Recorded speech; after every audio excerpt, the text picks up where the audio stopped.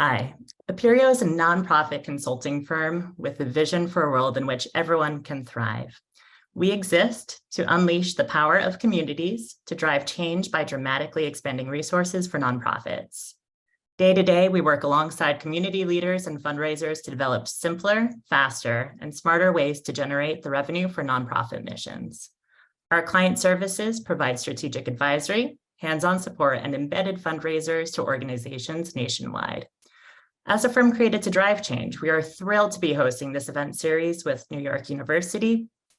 For the past 2 years, we have been facilitating conversations among thought leaders about the role of philanthropy in driving change and solving complex societal challenges.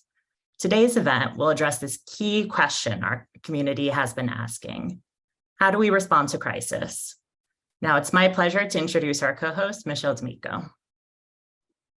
Fantastic. Thanks so much, Travis.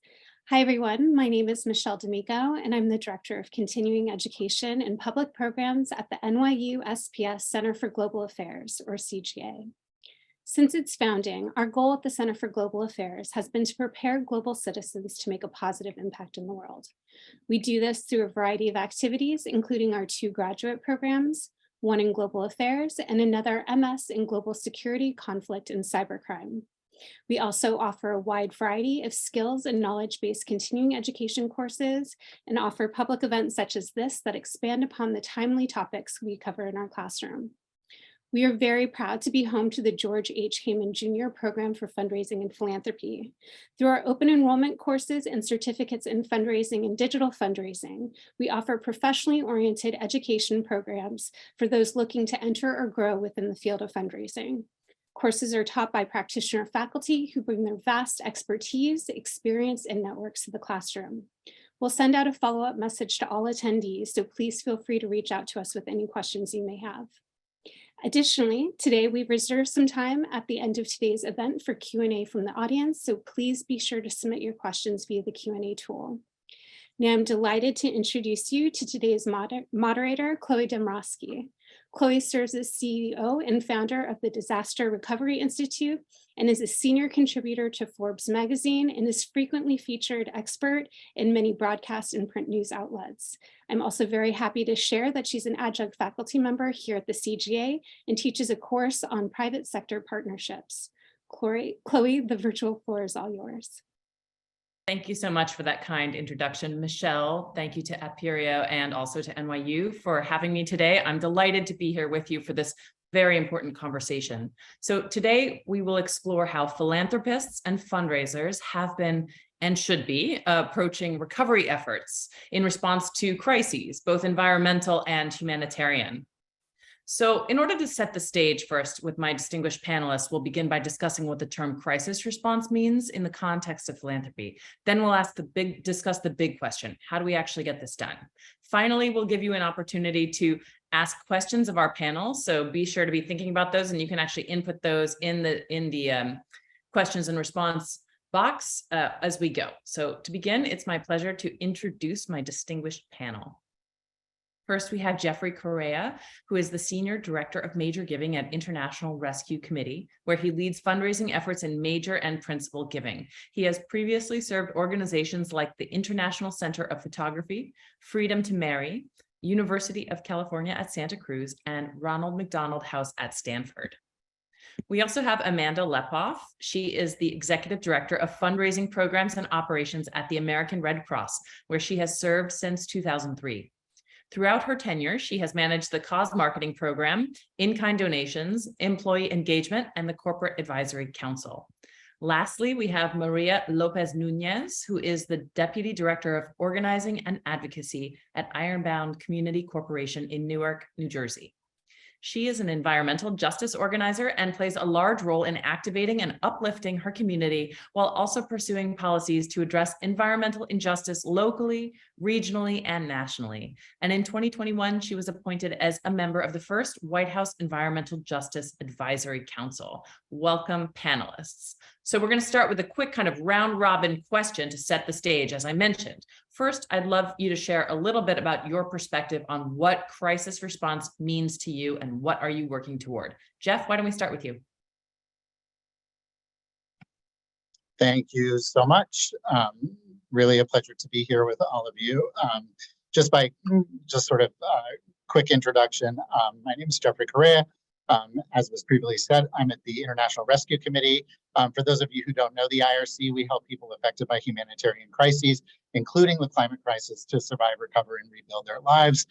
We were founded in 1933 at the behest of Albert Einstein, and we now work in over 40 crisis-affected countries, as well as communities throughout Europe and the Americas. We deliver lasting impact by providing healthcare, helping children learn, and empowering individuals and communities to become self-reliant, always seeking to address the inequalities facing women and girls. So great to be here. I would say from the perspective of my role at the IRC, I think we see crises as a moment in time, obviously, when there has been something extraordinary happen in the world, either through conflict or natural disaster, where we are called to activate not just our programs, but also the network of funders and other partners that we work with to respond in, quickly and appropriately, depending on the context. It definitely tests, our operations as far as like what our programs are capable of. And so we spend a significant amount of time preparing for the eventuality that we will need to respond. And so I think we've got some good mechanisms in place, but also tests our capacity and bandwidth when it comes to our fundraising teams and their ability to work very closely with our donors, both our existing donors and people who come in who are motivated by the current emergency to extend their generosity to help us both advocate for and serve the needs of these clients. Thanks, Jeffrey. Certainly serving as a coordinating mechanism is an important role for the International Rescue Committee, as it is for the American Red Cross. So Amanda, do you want to build on that with your lens on what crisis response means to you? Yeah, absolutely. And you're right, Chloe, the organizations have sort of a similar convening role oftentimes when it comes to crisis response. So the Red Cross mission is really all around preventing and alleviating human suffering in the face of emergencies. We help people all over the United States, around the world. And our focus is really on providing shelter, warm meals, care, emotional support, and other services immediately after a disaster, as well as being there for the long-term recovery. The Red Cross really does that full cycle. So when you think of response and recovery, it really leads back then into disaster preparedness. And that's a core part of what the Red Cross does as well, is helping communities be ready for the next disaster. We know that they're happening more and more frequently. The Red Cross is also guided by a set of fundamental principles. Two that I really wanted to call out for this discussion are impartiality and neutrality. So by being impartial, we mean that we relieve suffering really guided by need. It's not guided by any other agenda. And neutrality, the Red Cross doesn't take sides in hostility.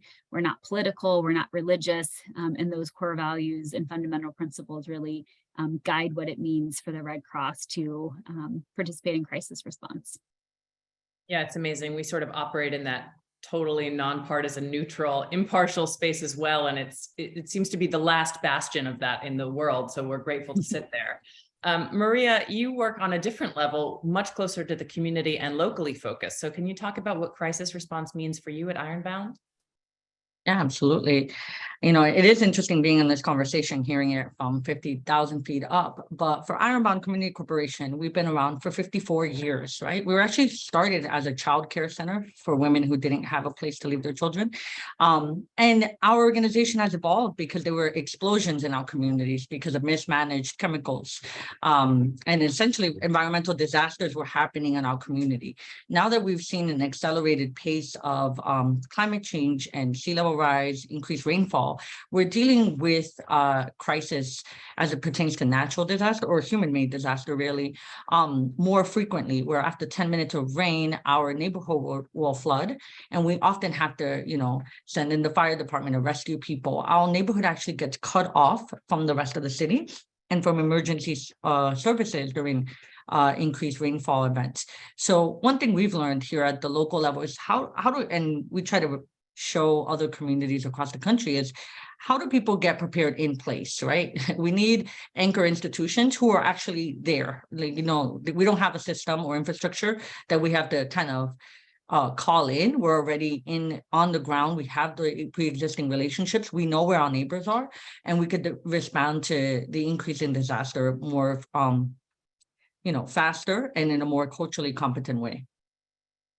Thank you so much. It is amazing how people, when they think about climate change, I think about more about rising sea levels, but that large amount of rainfall, unexpected, really impacts cities in ways that they are just not prepared for. And I know you can get into that in a lot more detail in a second, but I'm going to take us back to a little bit of a deeper lens here now on the role of philanthropy before, during, and after a crisis. So Jeffrey, when disaster strikes, people want to help. We know that's clear. And tell us what it's like to fundraise for the International Rescue Committee. How do you work with donors before, during, and after a crisis? It's a really great question. I think, it's something that we spend a lot of time trying to perfect in some ways, if that's possible. I think one of the great, privileges and honors that we have as fundraisers is to work for an organization that is very clear about what we do and what we don't do. And I think our donors really appreciate that about us. One of the things that we try to do in advance of any crisis or conflict is to understand sort of which places are particularly vulnerable around the world. The IRC has developed a methodology, and every year we compile an annual list of the 20 humanitarian crises that are expected to deteriorate the most over the next year. That's something that we share both with the public and with sort of political and business leaders, as well as our donors. And for the past decade, this report has helped us determine where to focus our emergency services and life-saving support to make the greatest impact. So I would say, to borrow something from the Red Cross, preparedness is key here, and it's something that we work a lot to do.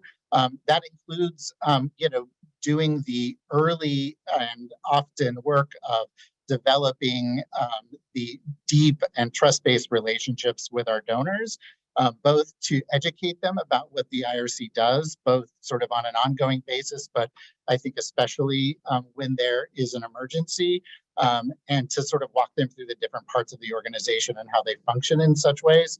I think, making our donors feel close to the organization, to the programs, have them feel a sense of investment in what we do and how we do it, but also sort of internally building out the infrastructure to support so that we're ready to respond, understanding who our donors are, who among them is more sort of crisis oriented, but also sort of, not treating our donors, I think, like ATMs. And so, unfortunately, as Amanda said, we're seeing crises sort of more frequent and intensifying. And so not sort of just being super reactive and going out to the same group of donors every single time, and being really strategic and thoughtful about how we engage folks.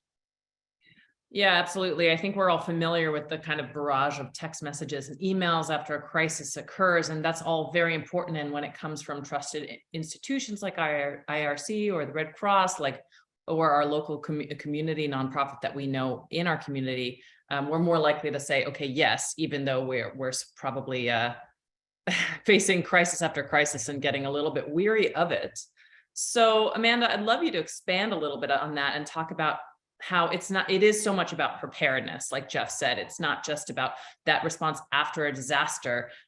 There's so much that disaster experts, that philanthropists do in the sort of pre-investment phase, when the sky is blue, when the clouds aren't there. So before we even know what crisis will strike, how do you go about organizing yourself? Yeah, I love this question. So we talk a lot at the Red Cross about blue sky and gray sky, and blue sky fundraising is critically important. So, from a fundraising perspective, we really try to make sure we've got a really clear value proposition. The Red Cross responds to an average of about 60,000 disasters a year. The majority of those are actually single-family house fires or multifamily house fires, in addition to, the larger tornadoes, hurricanes, wildfires, atmospheric rivers, which was a new term for me about what's going on out there in California, So, you know, we really need to solicit those advance commitments. We can't wait until the disaster happens to start raising funds. So we work hard to really help our philanthropic community understand what those dollars ahead of time are needed to do. You know, we train about 22,000 disaster workers to have at the ready to respond to multiple disasters, and 90% of that workforce are actually volunteers, but they still need to be trained. You know, they still need to travel, they still need to be in staff shelters when we have a disaster. We identify and maintain more than 50,000 shelter locations. You know, again, you have to be ready. You have to be able to stand up these shelter locations. You can't wait for the disaster to happen to figure out where you're going to shelter people. We stocked food and supplies for actually about 500,000 people.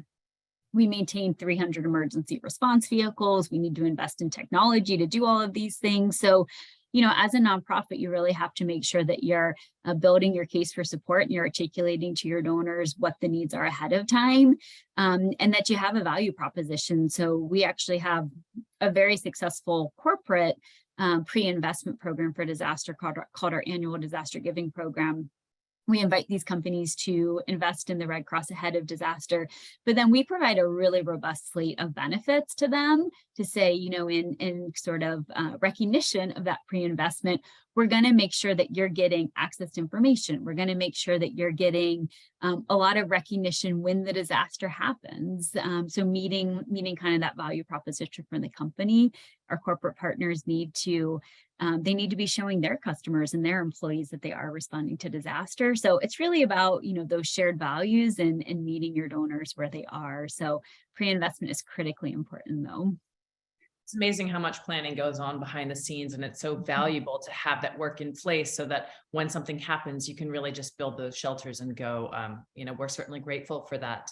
But Maria, in the face of all this, right, you have these larger organizations that are ready to go in a crisis. There's always an urgent crisis going, right? There's always something to address. There's a house fire, there's a wildfire, there's a tornado, there's something really urgent and immediate. But your work is focused on sort of the giant melting iceberg that's coming for us all, the climate crisis. So how do you make that case for philanthropic investment, and what do you wish philanthropists knew about the role that they could play here?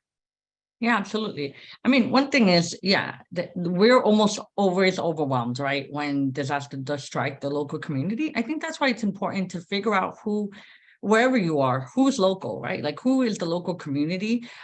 Because of course, I'm appreciative to organizations like the Red Cross and IRC for stepping in when the government does not step in or it takes too long. We've experienced that. FEMA takes up to 2 years to reimburse people for things, and they have to keep receipts. People are not thinking about that in a disaster moment. But my value proposition is always, how do we use the crisis and the disaster to think about transforming society? Obviously, a society that has left so many people vulnerable, you know, in our case, in Ironbound, when we flood from the river or from the rainfall, it's not just water. You know, I try to remind people it's toxic water. You know, it passes by the largest sewage treatment facility. Our river next to us is the longest Superfund site in the country. When we were producing Agent Orange, it was being dumped into the river. So first, you need local knowledge to know what's going on, what's in the water. And two, we need to think about what happens afterwards, right? How do we rebuild in a way that is more resilient, that puts people, takes people out of harm's way, and that creates a more just and equitable society so that we're not as vulnerable to the next disaster. You know, we don't want to just keep responding to disasters by rebuilding. We want to respond to disasters by transforming our society, transforming that neighborhood that was impacted so that they are not in harm's way in the future. And I think that's how we need to view crisis, as an opportunity to make our society better. Yeah, certainly it sometimes takes that shock. People don't like change, but shock sort of forces change. So maybe that's an opportunity for us to build back better, which is sort of a phrase that got co-opted, but has been used in the disaster community for a really long time. I really love what you say there about understanding your local community, understanding that it's not water, right? Like I spend a lot of time on the media talking about personal preparedness. It's a message I keep putting out there, and I feel like I'm being repetitive, but I realize it's new information for a lot of people. So it's important to repeat yourself. Centering on those needs of your community is something that you know intimately, Maria, at Ironbound Community Corporation. So I know that I want to dig into that a little bit more because it is such an incredibly vital role. I know that you organize according to the principles of justice and equality for all, organizing on the basis of the Heyman principles. First of all, I'd love you to tell a little bit, explain that a little bit for our audience, and then tell us more about what this actually looks like in terms of democracy organizing and grassroots advocacy in responding to something like the climate crisis. Of course, thank you. As I said before, communities need people that look like them, right, at the front lines. At the end of the day, it's hard to build trust in a moment of crisis.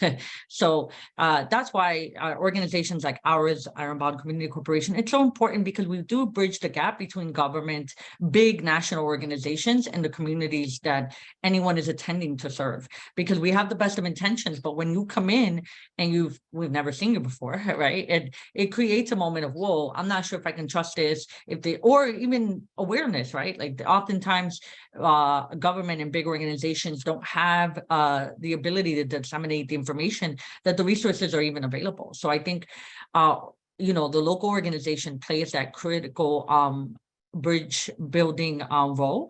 And it is important. The Heyman principle says that we speak for ourselves. All communities speak for themselves, right? Like no one should come into any community and start thinking what they think is best, right? Oh, well, I've done disasters 1,000 times in all these areas, so I can figure out what is best for this local community. We need community leaders who are well positioned and who are in collaboration with either government or national organizations, so that we are having a culturally competent response. We have seen this play out, in the negative, and we want to transform that, right? So it is more positive.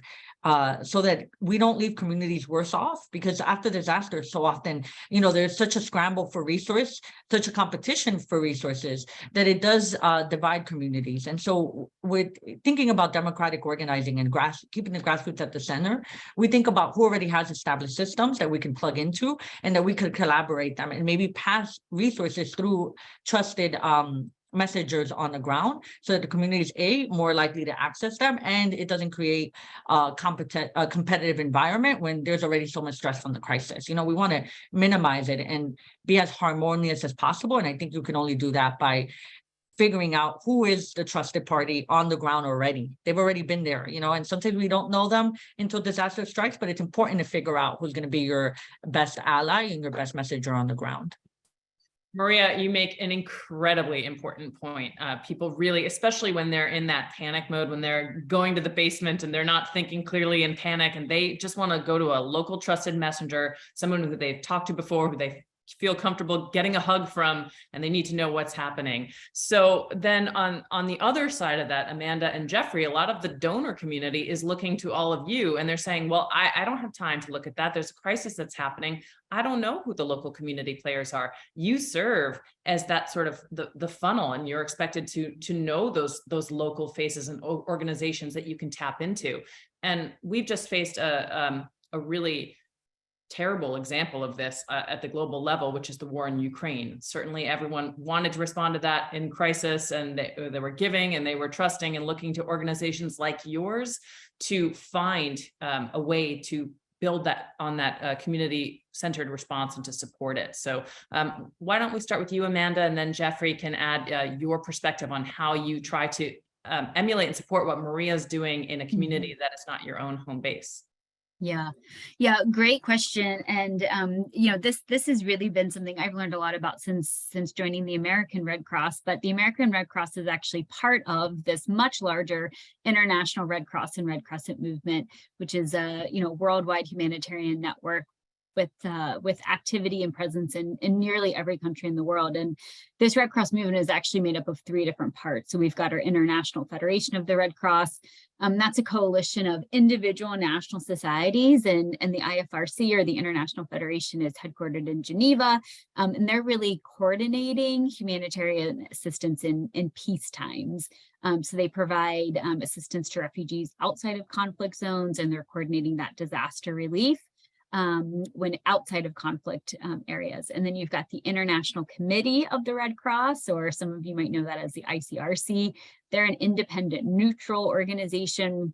They have a mandate actually under international humanitarian law to take impartial action to help prisoners, to help the wounded, to help the sick, and civilians who are impacted by conflict. So they have a huge role in what's going on in the Ukraine right now. And then you've got these independent national Red Cross societies. There's 192 around the world. The American Red Cross is just one. So when you see, Red Cross on the news in Turkey, in Ukraine, and in other parts, that's not the American Red Cross. Those are those independent, Red Cross national societies within that home country, really focusing on helping people within their own borders. So in terms of, Ukraine in particular, it's a great example of kind of this movement at work, because again, the American Red Cross, our biggest way that we're supporting is by collecting funds in the United States. And then we're sending very few, but highly trained, highly specialized workers who are going into the area and in surrounding countries. We actually have people in Poland, Moldova, Hungary, in the area. And we're lending a very specific type of expertise that we might have, on cash relief, on GIS, on very different things, but we're working side by side alongside local staff. So I think, exactly to Maria's point, during a time of crisis, you want someone who speaks your language, you want someone who, shares your cultural norms. You don't need people from another country kind of, rushing in to save the day. And that's very much at the heart and the essence of how this international Red Cross movement works. Yeah, that's a great point, especially about language. I know that there's been research about the fact that in panic mode, even if you've been living in a second language for years and years and years, a lot of people will revert to their first language. So, having that capacity to respond in that way can be incredibly helpful. Jeffrey, did you want to build on what Amanda was talking about? Sure. And I just want to acknowledge the fact that the IRC, in the early days of our Ukraine response, one of our key partners in and around Ukraine was the Polish Red Cross. So acknowledge that partnership here today. But I think, specifically to the Ukrainian response, obviously that is something that we saw coming. That's not always something that you get in every crisis. But the writing was on the wall for many months that invasion was going to happen. And so the IRC was able to go to Poland, go to Ukraine, go to some of the surrounding countries, and really work very closely with the local partners who were going to help us sort of respond in the most sort of culturally appropriate and client-centered sort of ways. The IRC has something called our PEERS system, which is, I think, an acronym for Partnership Excellence for Equality and Results. It really places the client and the local community at the center of everything we do. That is, whether or not, we are a long-term actor in a particular country or context, or, responding in a crisis or emergency. The key pillars of that are commitments to localization, to feminism, to anti-racism, and helping to pursue our objectives related to scope, scale, and impact of response for all of our clients. So I would say specifically, it really depends on sort of where we're acting, whether or not we're acting in a place where we have decades of experience on the ground. I think, one of the places that is true for is in Afghanistan. So when Kabul and the rest of the country fell to the Taliban, that is a place where the IRC was one of the key NGOs that had decades of experience working in Afghanistan. And so we were well positioned there and already had a significant amount of our staff who was local. The IRC has goals and policies around what percentage of our country staff must be from the local population. So we're not just sort of bringing in, people from the United States or wherever else and plopping them down in a particular country and then telling those folks how they should do their work and how they should serve their communities. We really are very locally focused in that way. And so we were able to respond very appropriately and, with that community-centered lens there.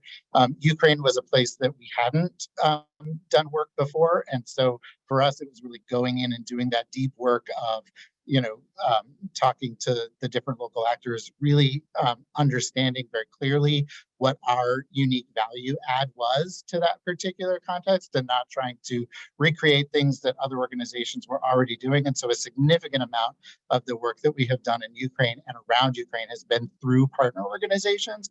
I think that can make sometimes for a more complex pitch for your donors, because I think something that we encounter is they trust the IRC, they know the IRC, but when you're trying to talk to them about the way in which you're partnering with local organizations, I think there can be some questions and some resistance around that. And so we really have to educate our philanthropic community around the importance of working through local partners and with local partners. And I'll say, like, around our Ukraine response, they were really enthusiastic once they really understood why and how we were doing that. And so anyway, totally agree with everything that's been said before. It's incredibly important.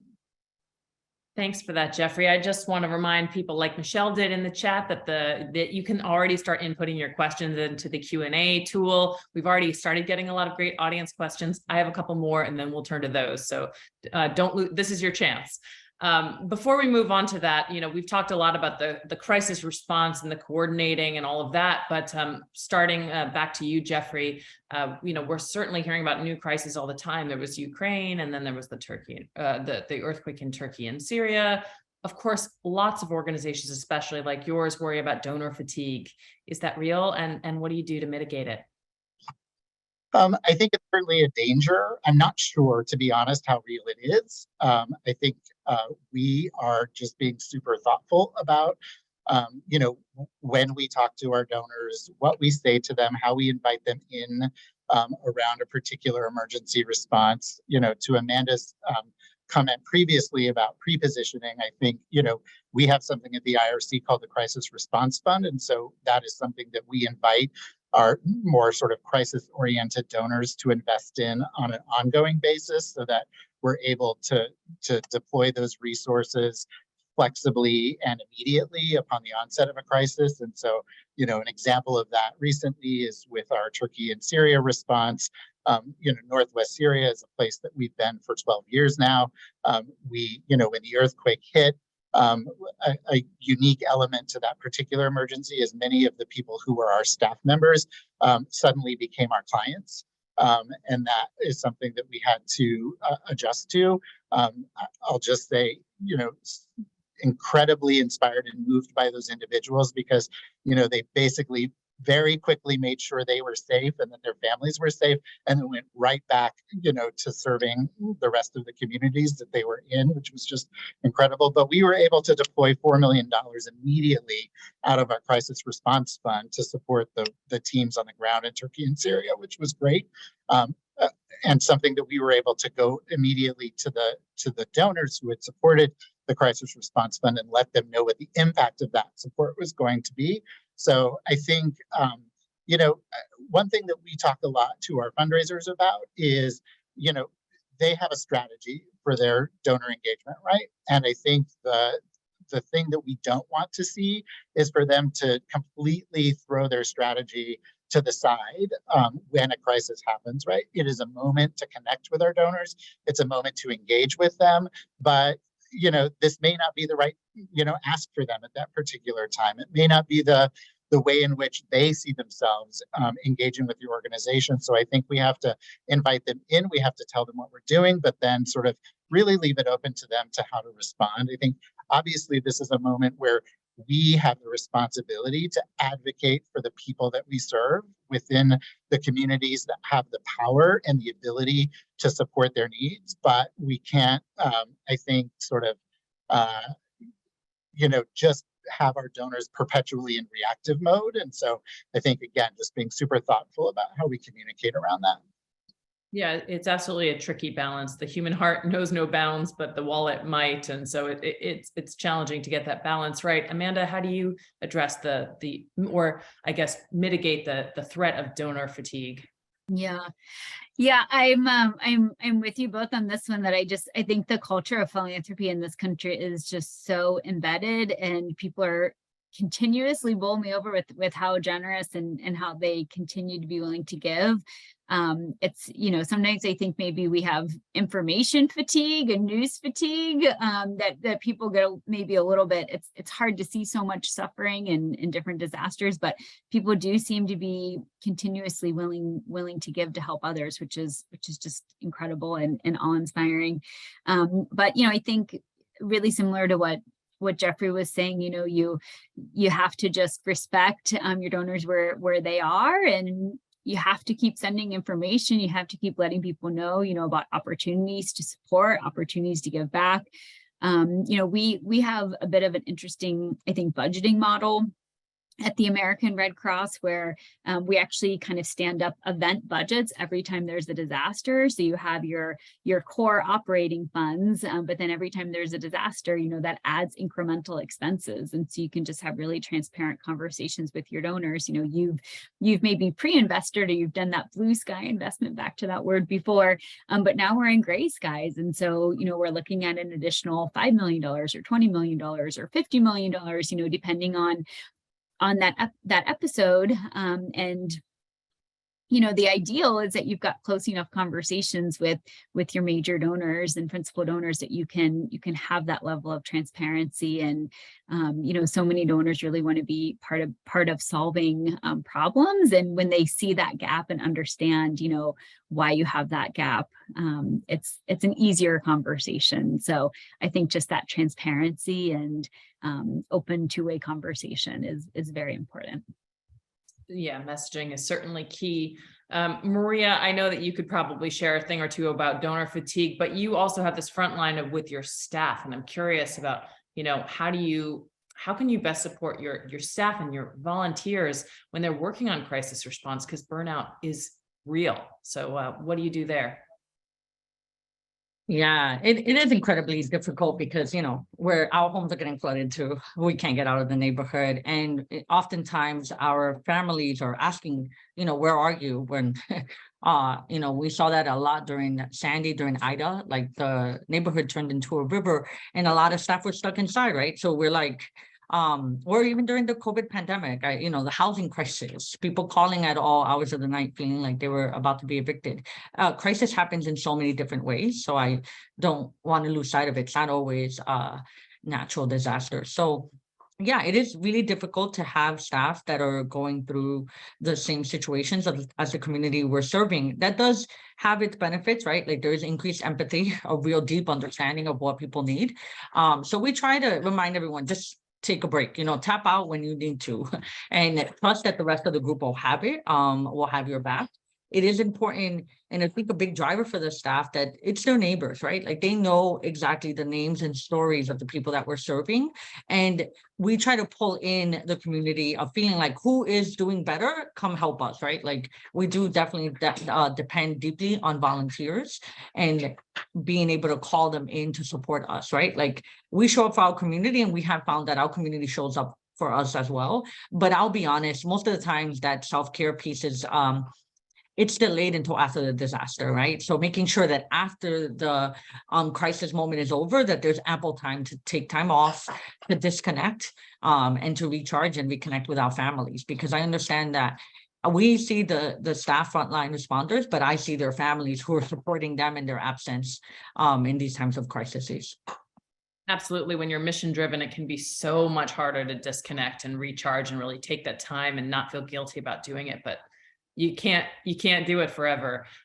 We actually had an audience question about exactly this topic. So I wanted to give our other panelists a chance to answer it as well, because I know that team burnout is real for everybody. So Amanda, did you want to jump in there as well? Yeah, no, I mean, it is such an important topic. And I think, really in any industry, but particularly in this crisis response. So, I love what Maria is saying. And I think just building on that, it really is building that staff and team culture where, it's okay to take time for self-care. It's okay to ask for help. It's okay to talk about mental and emotional health. It's okay to talk about your physical health.